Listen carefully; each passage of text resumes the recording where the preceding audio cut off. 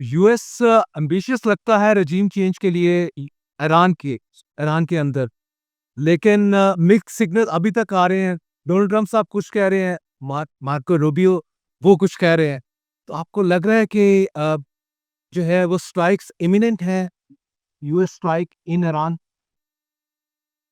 मेरा ख़्याल है इस वक़्त आप कह सकते हैं एक पॉज़ आ गया है जी। जिसमें कि जो रिपोर्ट्स इंडिकेट कर रही हैं, उससे तो लगता ये है कि सदर ट्रंप अभी सोच-विचार कर रहे हैं कि उनको स्ट्राइक करना भी चाहिए कि नहीं। एक और इंटरप्रिटेशन ये है कि ये जानबूझ के किया जा रहा है, जिसको आप मिक्स्ड सिग्नल्स कह रहे हैं, जी, जी। ये जानबूझ किया जा रहा है ताकि कन्फ्यूजन हो और ईरान जो है वो पूरी तरह से तैयार ना हो। तो अभी मेरा ख़्याल है क़ब्ल इज़ वक़्त है कुछ कहना। लेकिन अमेरिका की देखिए अभी पूरी तैयारी है नहीं अटैक के लिए।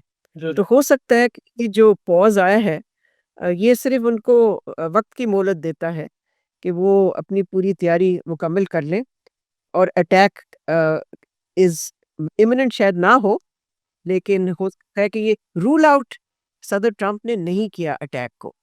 उसने ये ज़रूर कहा है कि ये प्रोटेस्ट जो हैं, ये अब ख़त्म होते हुए नज़र आ रहे हैं और ईरान की तरफ से कोई हैंगिंग्स या एक्ज़ीक्यूशंस नहीं हुई। लेकिन इस वक़्त देखिए सदर Trump is such a unpredictable man कि कुछ नहीं कह सकते कि वो कल क्या करेगा। जी, जी, लेकिन अगर आप इसका कंपैरिज़न ड्रा करें वेनेज़ुएला के साथ ईरान का, तो ईरान तो वाली वो सिचुएशन नहीं है कि यूएस जाए, उधर जाके अली ख़amenei साहब को उठा के ले आए या समथिंग लाइक दैट। अगर डेस्परेट है रजीम चेंज करने के लिए, तो तब भी अभी कल का उनका स्टेटमेंट है कि रज़ा पहलवी जो है वो आई एम डाउटफुल कि उनकी उतनी सपोर्ट उनको मिल पाएगी अगर ईरान में अमेरिका एक्शन करता है। इस टोटल कॉन्टेक्स्ट में थोड़ा-सा बताइएगा। देखिए, अमेरिका की ये तवक्को कि वो रेज़ीम चेंज कर सकते हैं, मैं नहीं समझती कि मेरा तो अपना ख़्याल है कि नामुमकिन है ये। चलो। मेरा ख़्याल है रेज़ीम बिल्कुल सर्वाइव करेगी। इस वक़्त तो तेहरान बिल्कुल मामूल पे है, पीसफुल है और उसके अलावा प्रोटेस्ट जो हैं, वो काफ़ी हद तक कम नहीं तो बहुत कम हो गए यानी कि पहले के बनिस्बत बल्कि ख़त्म ही होने को जा रहे हैं। चलिए। तो एक तो तस्वीर का रुख ये है और दूसरा ये है कि ट्रंप को तो पता होना चाहिए कि ईरान वेनेज़ुएला नहीं है, जी, जी। वो उनके बैकयार्ड में नहीं है और जहाँ तक रज़ा पहलवी का ताल्लुक है, वो इज़राइल का कैंडिडेट है, राइट। उसको इज़राइल की बैकिंग है। तो वो तो नामुमकिन है कि ईरान के अवाम जो है वो कभी एक्सेप्ट करेंगे एक ऐसे शख्स को जिसको इज़राइल की बैकिंग है, सवाल ही नहीं पैदा होता। जी, जी, कल उन्होंने पूरा एक अपना स्टेटमेंट पुट आउट की जिसमें यही था कि अगर ये गवर्नमेंट टॉपल हो जाती है ईरान की और मैं आ जाता हूँ पावर में, तो सबसे पहला काम हम इस्राइल को जो है वो तस्लीम करेंगे।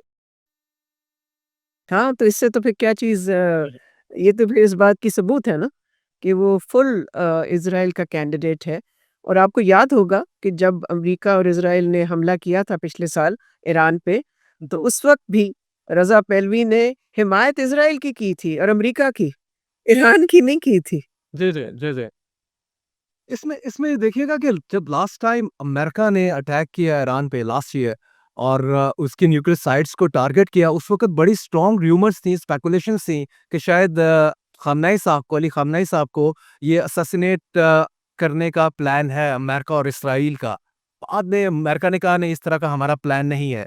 जो अब इस टाइम जो कॉन्फ्लिक्ट ब्रूइंग अप है, इसमें कोई इस तरह का आप देखती हैं या कि इसको रूल आउट नहीं किया जा सकता उनकी असैसिनेशन को? अगर अमेरिका वहाँ पे ऑफ कोर्स उसने कहा कि मैं बूट्स तो नहीं वहाँ पे रखूँगा, फौजी तो नहीं उतारूँगा, लेकिन एरियल स्ट्राइक्स हैं, उसमें हर जगह हम एरियल स्ट्राइक करेंगे। तो कहीं असैसिनेशन का तो नहीं है कहीं माइंड में ट्रम्प एडमिनिस्ट्रेशन के?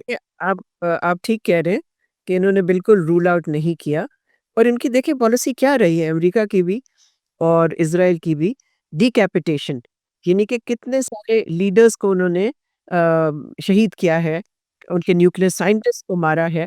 तो ये कोई नई चीज़ तो नहीं होगी और ना ही अनहोनी चीज़ होगी। ये तो कब से इनकी पॉलिसी रही है और मैं समझती हूँ कि इसको बिल्कुल रूल आउट नहीं कर सकते कि वो कोशिश करेंगे कि ईरान के जो लीडर्स हैं उनको असैसिनेट किया जाए और उनको शहीद किया जाए।